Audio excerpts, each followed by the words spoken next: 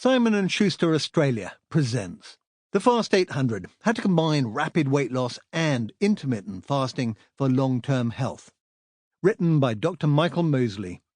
Narrated by Dr. Michael Mosley.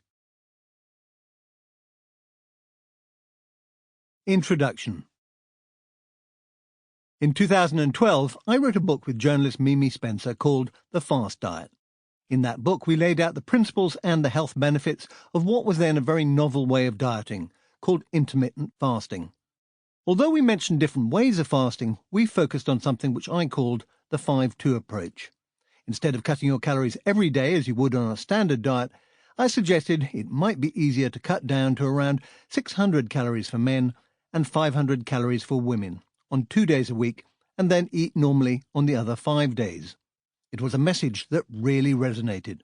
The Fast Diet rapidly became an international bestseller, translated into 40 languages, and the diet was embraced by a wide range of people, including doctors, politicians, celebrities, and Nobel Prize winners.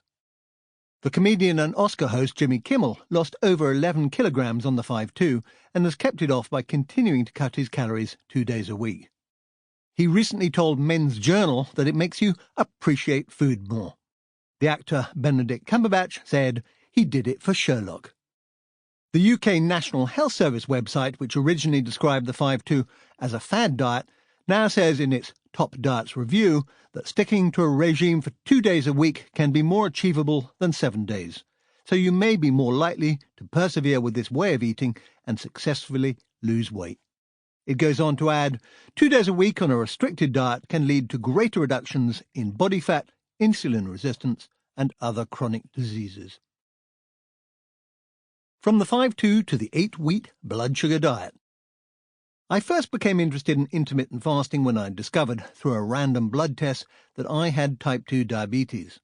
The doctor said that I needed to go on medication. This was a nasty shock because my overweight dad had developed diabetes in his 50s and died of diabetes-related illnesses at the relatively young age of 74.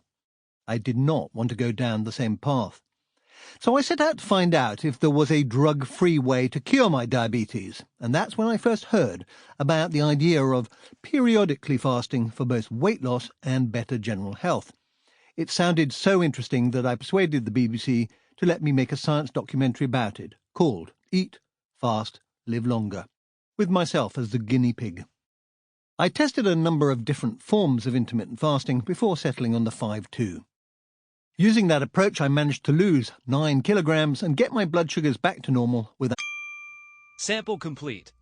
Ready to continue?